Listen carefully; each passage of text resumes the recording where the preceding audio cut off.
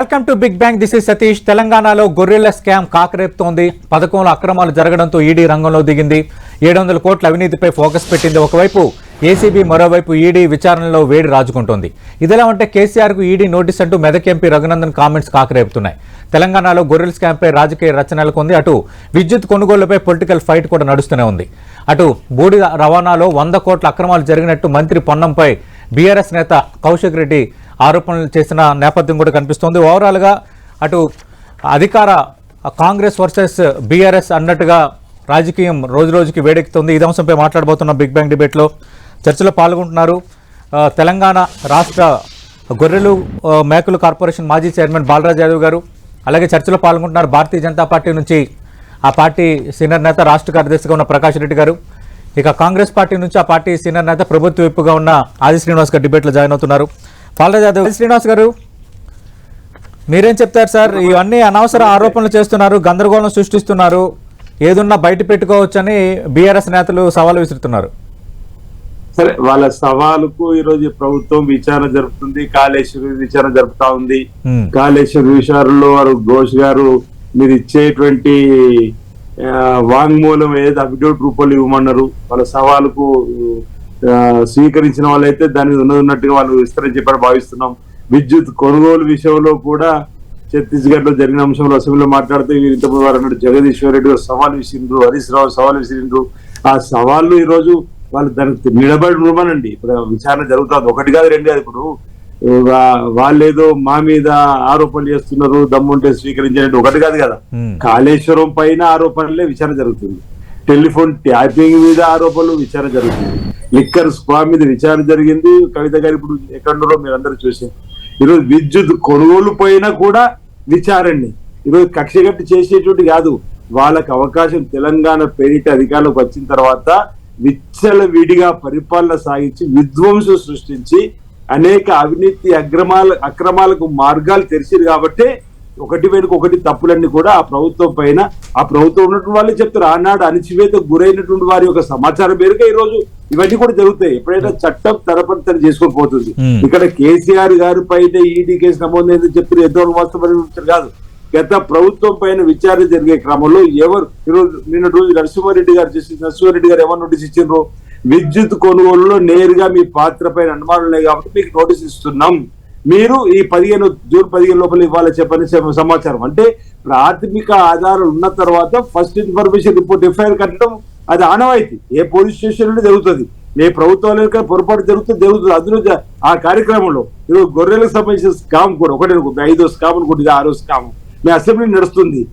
చూసిన ఒక పత్రిక ఆంధ్రజ్యోతి అనుకుంటే ఫ్రంట్ పేజ్ లో ఒకే మోటార్ సైకిల్ పైన 167 గొర్రెలు తీసుకుపోయినట్టుగా సాధ్యమా? సాధ్యమైతుందా? ఇదంతా కూడా కాగితాలు యూనిట్ కాస్ట్ కూడా సోషల్ మీడియాలో ఉంటే దాన్ని పెంచుకున్నారు. నేను ఒక్క విషయం చెప్పాలి, కేసీఆర్ గారి ఫోటో ఉంటే తీసేయమంటారని. ఇంకా కేసీఆర్ ఫోటో ఉండాలని కోరుకోవడం ఎంతవరకు భావ్యం సార్? ఇంకా కేసీఆర్ సర్కార్ ఉందా సార్ ఇక్కడ? కేసీఆర్ ఆలోచన చేయండి. కేసీఆర్ గారు ఎన్నికల్లో కూడా పక్కకు ముద్రగాబడిన పుస్తకాన్ని పంచడం తప్ప. పుస్తకాల పైన ఎమ్మెల్యేగా పనిచేస్తా ఉన్నారు, చాలా మంది రాజకీయాలు ఉన్నారు. ఎలా ఇస్తారు? కేసీఆర్ బొమ్మ ఉన్న ముద్ర ఇచ్చినటువంటి ఫోటోలు ఒకరు ఉన్నప్పుడు ఎలా ఇస్తారు? ఎలా మీరు అటువంటిప్పుడు దాన్ని ఆపాల్సిన అవసరం ఉంటే పుస్తకాలు అక్కడ పంపినాక ఎందుకు పోవాలి? పంపిన తర్వాత ఎందుకు ఆపాలి? ఎందుకు తతంగం అంటున్నా? కేసీఆర్ గారి మీద ప్రేమ ఉంటే, కేసీఆర్ మీకు అభిమానం ఉంటే మీకు గుండెలు పెట్టుకోండి. కానీ ప్రభుత్వం మారిన తర్వాత ప్రభుత్వ పాఠ్య పుస్తకాలు ఇచ్చినప్పుడు ప్రభుత్వ అధికారులు మీరు ఆదేశించాల్సిందే. పుస్తకాలు ముద్రించేటప్పుడు, పుస్తకాలు పంపిణీ చేసినప్పుడు, పుస్తకాలు సరఫరా చేసినప్పుడు ఆ పని చేయాలి. ఇంకా కేసీఆర్ గారిని ప్రజలు పక్కన పెట్టిన తర్వాత కూడా, లోక్సభ ఎన్నికలు కూడా పక్కన పెట్టిన తర్వాత కూడా మీరు ఇంకా ఇన్ని స్కామ్లు ఒకటి మీద ఒకటి 1, 2, 3, 4, 5, 6 నారాయణ కాలేజ్, చైతన్య కాలేజ్ 1, 2, 3, 4 అన్నట్టుగా ఎన్ని స్కామ్లు బయటపడుతుంటే ఇంకా మీరు ఈ విధంగా మీరు మాట్లాడాలి. ఓకే గారు, శ్రీనివాస్ గారు, అంటే బూడిద తరలింపులో కోట్ల రూపాయల అక్రమాలు జరిగాయని కౌశిక్ రెడ్డి ఎమ్మెల్యే ఒక ఆరోపణలు చేశారు. అదే ఇప్పుడు వారు చెప్పిన దాని నేను వివరణ ఇవ్వాలి మీ టీవీ ద్వారా. వారు ఇప్పుడు 3-4 ఆరోపణలు మంత్రులు చేసినాయి. బూడిద ఎన్టీపీసీ టెండర్ ద్వారా బయటకు వెళ్తున్నటువంటిది బయటకు వచ్చినాక రోడ్డు మీద ఒక వెళ్తే ఓవర్లోడ్ సమస్య వస్తే రాష్ట్ర ప్రభుత్వం సమస్య వారికి ఎక్కడైనా ఓవర్లోడ్ అవుతుందో చెప్పని ఉంది, దాని మీద ఫిర్యాదు చేస్తే సంబంధిత అధికారులు తగు చర్యలు తీసుకుంటారు. ఎన్టీపీసీ ద్వారా వెళ్తున్నటువంటి బయటకు కాంట్రాక్ట్ తీసుకుపోయిన బూడిదకు మా రాష్ట్ర ప్రభుత్వం ఏ సంబంధమో దయచేసి మీరు ఆలోచించి రాష్ట్ర ప్రజలు కూడా ఆలోచించండి. టీఆర్ఎస్ వాళ్ళు చేసే ఆరోపణలు ఏవైతే ఉన్నాయో అది బూడిద రాజకీయాలు అనేది మేము మొన్నటి రోజు కూడా హైదరాబాద్ లో చెప్పడం జరిగింది. ఎన్టీపీసీలో ఏదైతే వేస్టేజ్ ఉన్నదో దాని ఫ్లయాష్ కింద ఇంతకుముందు ఉచితంగా ఇచ్చేవాళ్ళు రైతులకు, ఉచితంగా పంపిణీ. అక్కడ ఆ కరెంట్ ఉత్పత్తి కావాలంటే ఆ బూడిదంటే ఏంటంటే బయటకు పంపాలి. అది టెండర్ ఈ మధ్యలో పెట్టిందో నవంబర్ లో టెండర్ అయింది, డిసెంబర్ లో ఎవరికో కొటేషన్ లో వచ్చింది, వారు తీసుకొని పోతున్నారు. దానికి రాష్ట్ర ప్రభుత్వానికి ఏం సంబంధం? ఆ బూడిదలో స్కామ్ కు మాకే సంబంధం? మాకు ఏం అర్థమైతే లేదు. ఓవర్లోడ్ సమస్య అంటారు వాళ్ళు. ఓవర్లోడ్ అంటే సపోజ్ 30 టన్నులు వెళ్ళాలంటే 60 టన్నులు వెళ్తుందని చెప్పి ఆరోపణ ఉంది. ఒకవేళ అదే నిజమైతే సంబంధిత అధికారులకు ఫిర్యాదు చేసి తప్పనిసరి తగు చర్యలు తీసుకుంటారని మాట ఇచ్చిన మేము కూడా ఆ అంశంలో విచారణకు మా మంత్రి పొన్నం ప్రభాకర్ సిద్ధంగా ఉన్నారన్న మాట కూడా చెప్పడం జరిగింది. రెండోది పౌర సరఫరాలకు సంబంధించినటువంటి మా ఉత్తమ్ కుమార్ రెడ్డి మీద ఆరోపణ చేయడం. ఈ రోజు మేము రైస్ మిల్లర్ల మీద నీకు రాజన్న సిరిసిల్ల జిల్లాలో రైతులకు తప్ప తాలు పేరిట తక్కువ ఎక్కువ తూకం చేసి వారు నష్టం చేయాలంటే మాత్రం చూస్తూ ఊరుకునే మాట చెప్పడం జరిగింది. రైస్ మిల్లర్ కూడా మా మాటకు ప్రభుత్వం మారింది, రైతుల అనుగుణంగా ప్రభుత్వం కాబట్టి తప్ప తాలు పేరిట అధిక ధాన్యం జోక్తే మేము ఊరుకునేదని చెప్పన్న పౌర సరఫరా అధికారులు అదే పేరు, రైస్ మిల్లర్ కూడా ఒప్పుకున్నారు. అదే జరిగింది. అంత మాత్రం అందులో కూడా ధాన్యం దానిలో కూడా అవినీతి జరిగిందని వాటిని దానికి శుద్ధ తప్పు. ఇక యాదాద్రి భద్రాద్రి నుంచి ఒక్క యూనిట్ కూడా బయట ప్రపంచానికి ఇంక ఇవ్వని అసమర్థ సర్కార్లో ఈరోజు పొల్యూషన్ ఎక్కువగా వస్తుందని చెప్పినా వినకుండా ఆ రోజు దానికోసం మొగ్గు చూపినటువంటి ఆ ప్రభుత్వం ఇదో మా మంత్రుల మీద ఆరోపణ చేస్తారేంటి? అది మీ హయాంలో జరిగినటువంటి కార్యక్రమం. ఇప్పుడు దాన్ని ఏ విధంగా ముందుకు తీసుకోవాలని చెప్పని మా మంత్రులు అక్కడ కోమరెడ్డి వెంకరెడ్డి గారు కావచ్చు, కానీ ఆ పౌర సరఫరాల్లో ఈ రోజు ప్రతి ఒక్కరికి సన్న బియ్యాన్ని అందివ్వాలని రీసైక్లింగ్ జరుగుతున్నటువంటి గతంలో మీ ప్రభుత్వ హయాంలో జరిగినటువంటి దాన్ని ఏ విధంగా ఆపాలని చెప్పని నిర్ణయాలు తీసుకుంటున్నటువంటి మా ప్రభుత్వం ఈ విధంగా నిందలు వేయడం ఎంతవరకు కరెక్ట్ అనేది మీరు ఆలోచన చేసుకోవాలి. మీ మీద వస్తున్నట్టు స్కామ్ దృష్టి పెట్టుకొని మా మీద ఆరోపణ చేయడం ఈరోజు నిజంగానే తప్పులు చేస్తుంటే చట్టం తరఫున తీసుకుపోతుంది. మీకు ఎక్కడైనా ఇబ్బంది ఉంటే మీరు దరఖాస్తు ఇవ్వండి, ప్రభుత్వానికి సంబంధించిన అతనే వారికి ఇవ్వండి, వారిపైన చర్యలు తీసుకుంటే మా వాళ్ళు తప్పు చేస్తే దానికి సిద్ధంగా ఉంటాం. కానీ లేనిపోయిన ఆరోపణలు, ఈ బూడిద రాజకీయాలు, ఈరోజు బియ్యం మీద రాజకీయాలు, ఈరోజు మేము వడ్ల కొనుగోలు కేంద్రాలు మీకంటే ముందు 25 రోజులు ముందు చూపి మా ప్రభుత్వం ఉంది కాబట్టి మా రేవంత్ రెడ్డి గారి సర్కార్, మా పౌర సరఫరా శాఖ మా ఉత్తమ్ కుమార్ రెడ్డి గారు అందరూ కూడా చర్చించుకొని ఆలోచించి 25 రోజుల ముందు గతంలో మీరు ఈ రాజన్న సిరిసిల్ల జిల్లా లెక్క చెప్తున్నా సెకండ్ జూలై దా కొనుగోలు చేశారు. మేము 10వ తారీఖు కొనుగోలు బంద్ చేసినాం. ఈ నెలని రాష్ట్ర వ్యాప్తంగా కూడా ముందు చూపుతోని ధాన్యం కొనుగోలు కేంద్రాలు ప్రారంభం చేసినాం. ఆ ధాన్యం కొనుగోలు కేంద్రాలు రైతుకు ఎలాంటి ఇబ్బందిగా కూడా చూసినాం. తప్ప తాళ్ళు అధిక పీరియడ్ కొనుగోలు కూడా చేసినాం. ఇది కమిట్మెంట్ మా ప్రభుత్వం రైతుల కోసం వచ్చింది. వారందరూ ఇంతకుముందు ఒక మాట, రైతు రుణమాఫీ చేస్తారు, ఎప్పుడు చేస్తారు, రైతు భరోసా ఎప్పుడు ఇస్తారని చెప్పని మేము అది కూడా క్లారిటీ ఇచ్చినాం. రైతు రుణమాఫీ ఆగస్టు 15వ తారీఖు చేసి తీరుతాం. హరీష్ రావు గారు ఇచ్చిన సవాలు సిద్ధంగా ఉండాలి, వారు మానసికంగా సిద్ధంగా ఉండాలి. స్పీకర్ ఫార్బెట్ రాజీనామా కానాడు వారు మాజీ ఎమ్మెల్యే కాక తప్పదు, వారు ఇంత మాట నిలబడి ఉంటే రైతు భరోసా సంబంధించి విధి విధానాలు కూడా ఖరారు చేస్తున్నాం. ఇప్పటికే రైతు బంధు ఎప్పుడు ఇస్తారు అన్నారు. రైతు బంధు అందరికి ఇచ్చిన, వాళ్ళకంటే 2 రోజుల ముందే ఇచ్చినాం పోయిన సంవత్సరంలో. ఇప్పుడు వానాకాల పంటకు సంబంధించిన రైతు భరోసా కూడా ఇచ్చి తీరుతాం.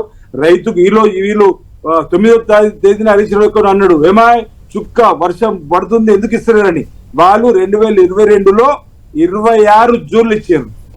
2023లో జూన్ 28వ తారీఖున వాళ్ళు రైతు బంధు ప్రారంభం చేశారు. 9వ తారీఖు ఇక్కడ వచ్చి ఏమాయ్ మీరు రైతు భరోసాను ఇస్తలేదని చెప్పని కళ్ళపల్లి కబుర్లు చెప్పే విధంగా మేము రైతు భరోసాను కూడా ఇవ్వడానికి సిద్ధంగా ఉన్నాం. మా ముఖ్యమంత్రి రేవంత్ రెడ్డి గారు ఇప్పటికే చెప్పడం జరిగింది.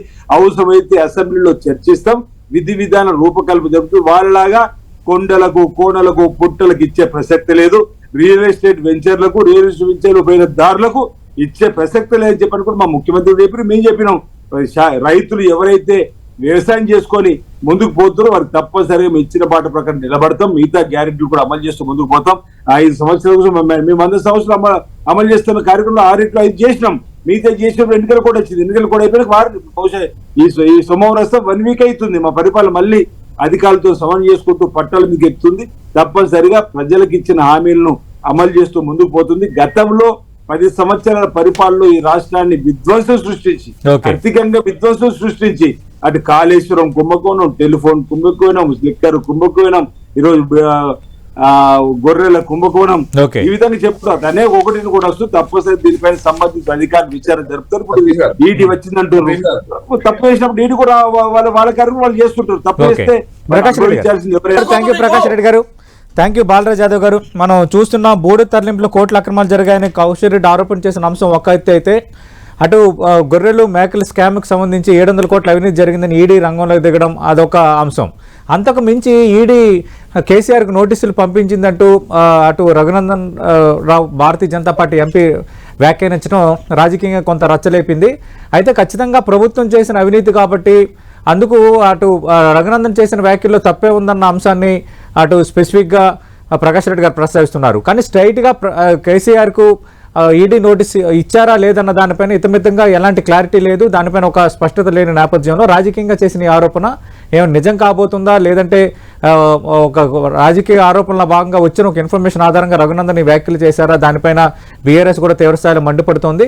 అటు భారతీయ జనతా పార్టీ, ఇటు కాంగ్రెస్, ఈ రెండు పార్టీల పరంగా మనం చూసుకుంటే దాదాపు 6 నుంచి 7 స్కామ్లో అందులో కేసీఆర్ హస్తం, అలాగే గత ప్రభుత్వ హస్తాన్ని పదే పదే ప్రస్తావిస్తున్న నేపథ్యం. చూద్దాం మరి దీన్ని ఎండింగ్ ఎలా ఉండబోతుందో.